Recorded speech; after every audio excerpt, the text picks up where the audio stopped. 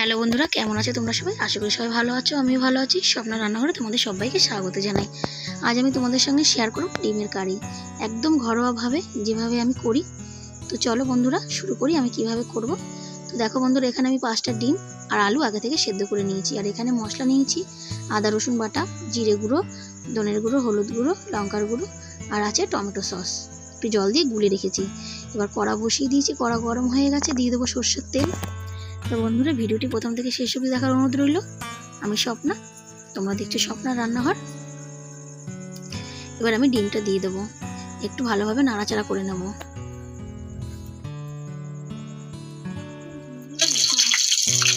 দিয়ে দেবো হলুদ গুঁড়ো, দিয়ে দেবো অল্প নুন। এবার ভালোভাবে নাড়াচাড়া করে হালকাভাবে আমি ডিমটা ভেজে নেব। একদম ঘরোয়াভাবে আমি যেভাবে ঘরে করি সেভাবে তোমাদের সঙ্গে আমি শেয়ার করলাম। তো দেখো বন্ধুরা, ডিমটা ভাজা হয়ে গেছে, আমি তুলে নেব। ওই তেলে আলুটা দিয়ে ভেজে নেব।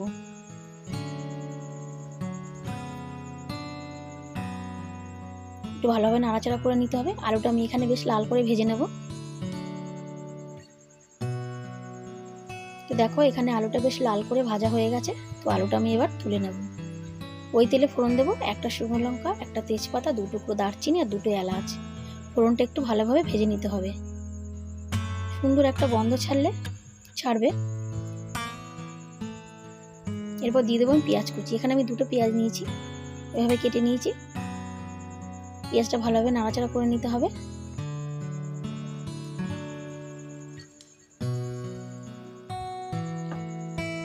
দিয়ে দেবো অল্প নুন, যাতে পেঁয়াজটা তাড়াতাড়ি মজে যায়।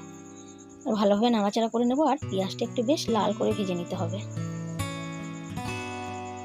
তো দেখো বন্ধুরা, পেঁয়াজটা বেশ লাল করে ভেজে নিয়েছি। এবার এখানে মশলাটা দিয়ে দেবো, যে মশলাটা আমি আগে থেকে জল দিয়ে একটু গুলে রেখেছিলাম। এবার ভালোভাবে নাড়াচাড়া করে কষিয়ে নেব।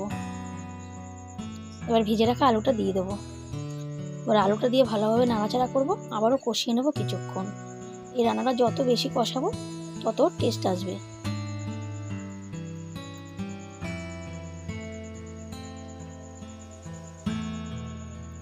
দেখো বন্ধুরা, এখানে আমার কষানো হয়ে গেছে, মশলা দিয়ে তেল ছেড়ে দিয়েছে।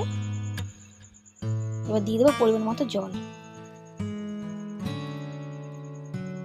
দিয়ে দেবো স্বাদ মতো নুন। একটু ভালোভাবে নাড়াচাড়া করে নেব। এবার ঢেকে 5 মিনিট মতো আমি রান্নাটা করে নেব। তো দেখো 5 মিনিট পর ফিরে এলাম, ফুটছে ঝোলটা। এবার আমি ডিম ভাজা দিয়ে দেবো। আর ভালোভাবে নাড়াচাড়া করে নেব। আবারও কিছুক্ষণ রান্নাটা করে নেব।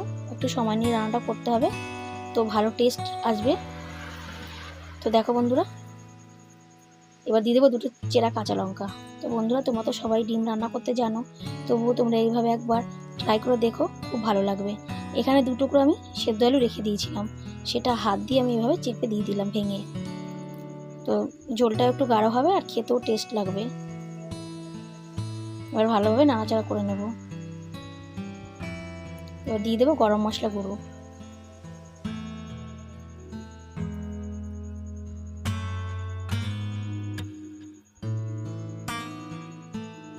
দেবো চিনি। এখানে টেস্টটাকে ব্যালেন্স করার জন্য একটু চিনি দিতে হবে। চিনি দিলে স্বাদটা বেশ ভালো আসবে। তো দেখো বন্ধুরা, পুরোপুরিভাবে আমার রান্নাটা তৈরি হয়ে গেছে।